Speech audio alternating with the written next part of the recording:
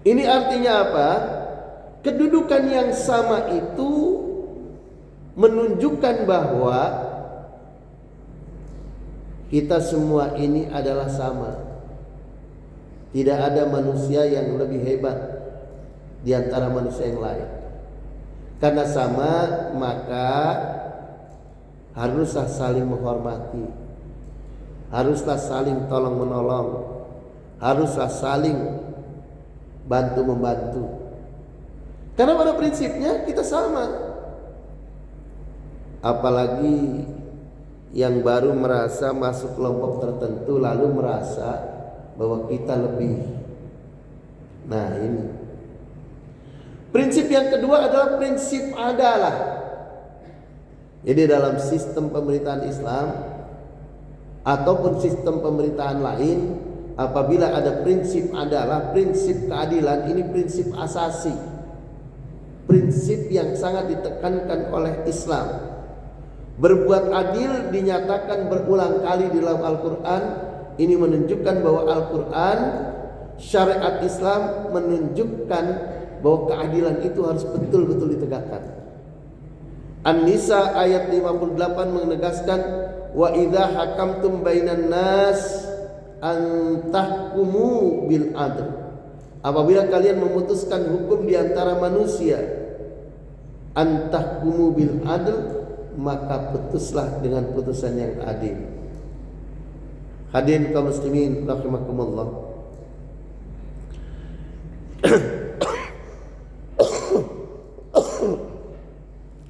Keadilan itu harus ditegakkan kepada siapapun, baik kepada lawan maupun kepada kawan. Al-Maidah ayat 8 menjelaskan, wala yajrimannakum syana'anu qaumin ala alla ta'dilu. Jangan kalian sekali-kali kebencianmu terhadap satu kaum mendorong kamu berlaku tidak adil. Hadirin kaum muslimin rahimakumullah.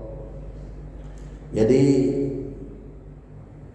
jangan sampai di antara kita itu membenci satu kaum tertentu, satu etnis tertentu, lalu kemudian berlaku tidak adil. Masya Allah, kalau ada orang yang berlaku tidak adil, dan salah satu sebab kejatuhan penguasa, salah satu sebab kejatuhan raja itu karena berlaku tidak adil.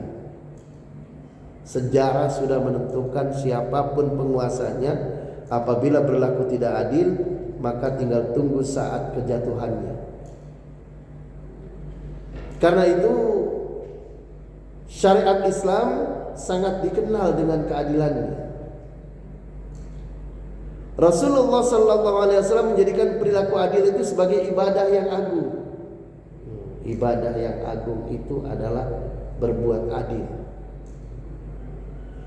Dalam sebuah asar dinyatakan, yaumun min ayyamin imamun adil afdalu min ibadati sittina sana. Masya Allah.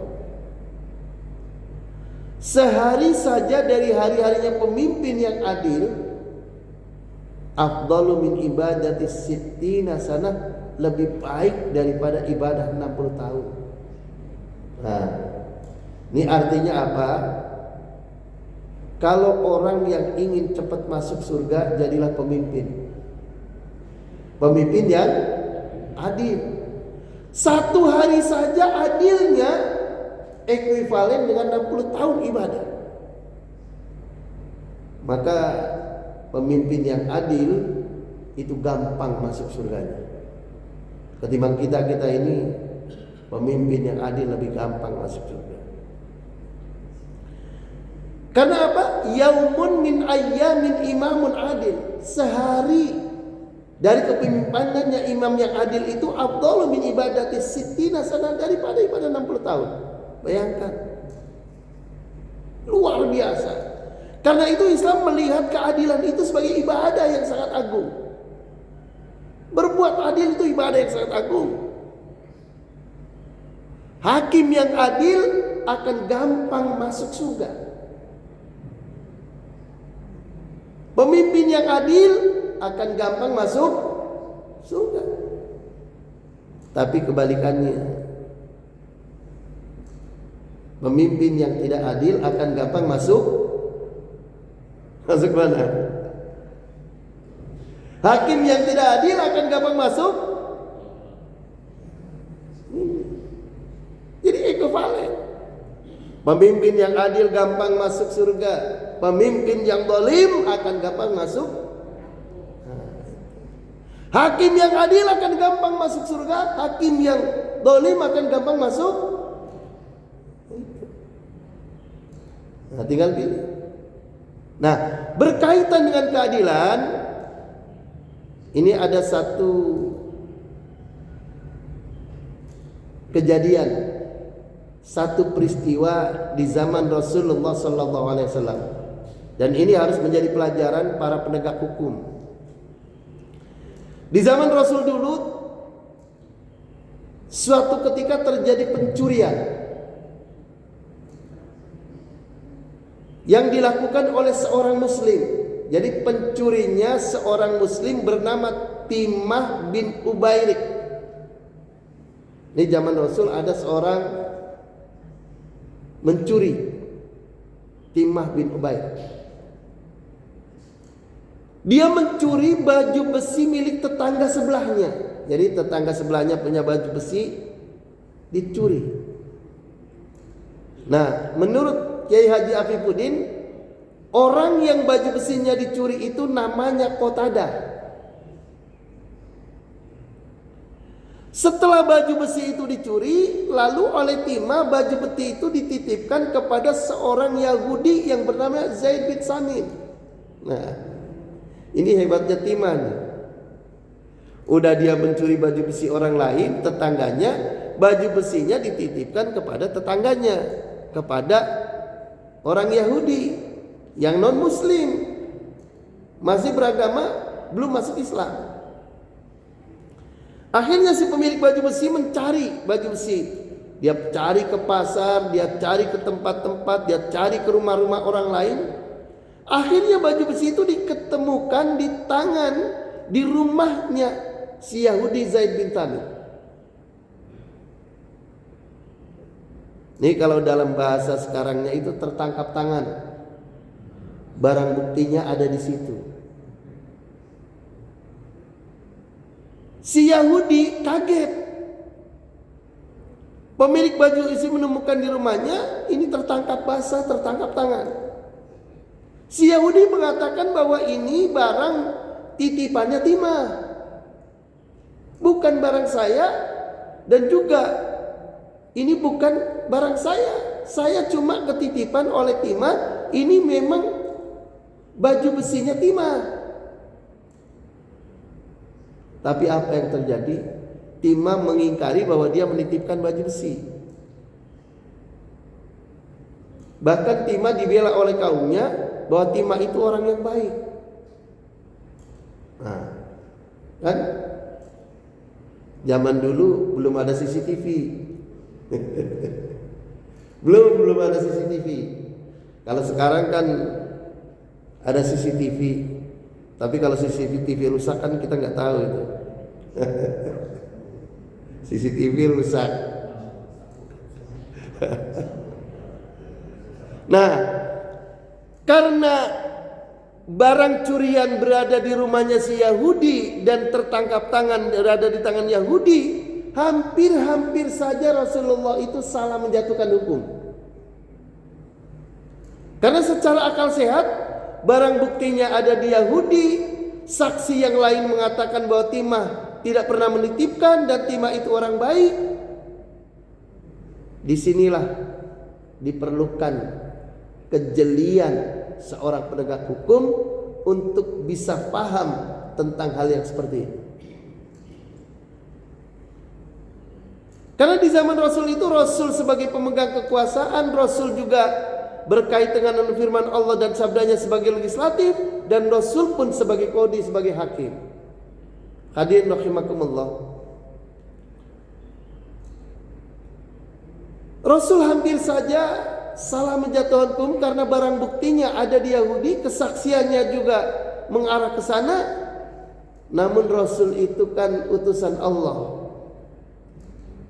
atas pemberitahuan dari Jibril bahwa pelakunya bukan Yahudi, pelakunya adalah timah, maka timahlah yang harus dihukum.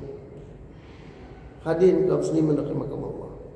Jadi di Islam itu sudah luar biasa.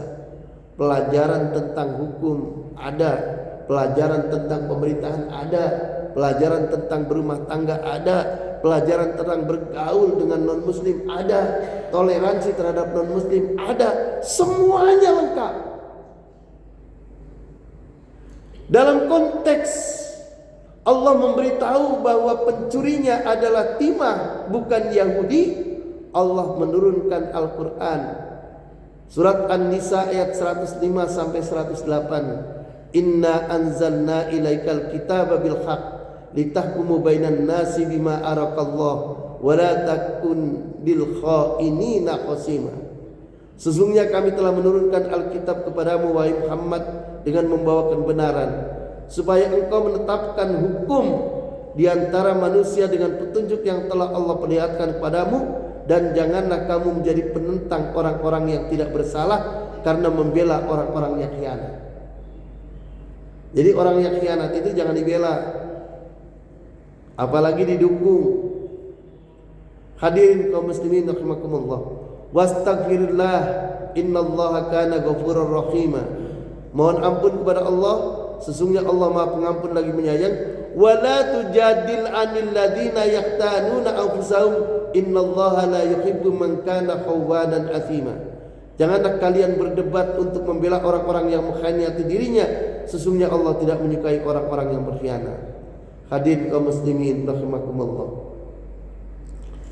Jadi artinya sebagai penegak hukum, jangan kemudian sembarang menjatuhkan hukum kalau belum pasti. In dubio pro reo. Lebih baik membebaskan orang bersalah daripada menghukum orang yang tidak bersalah. Jadi hukum itu luar biasa. Kenapa? Al-Quran menjelaskan yastakhfuna minan nas wa la yastakhfuna minallah wa huwa ma'ahum idh yubayyitun ma la yardha minal qaul. Orang itu dapat bersembunyi dari manusia. Orang bisa menyembunyikan kejahatannya dari manusia, bisa mengelabui manusia, tetapi tidak bisa menyembunyikan hal itu dari Allah. Karena itu hadirin kaum muslimin rahimakumullah, jangan sampai kita itu menjadi saksi-saksi bohong, saksi palsu. Katakan yang benar itu benar, yang salah itu salah. Katakan yang sebenarnya walaupun itu pahit. Maka dari itu jadi ustadz pun begitu. Katakan yang benar itu benar, yang salah itu salah.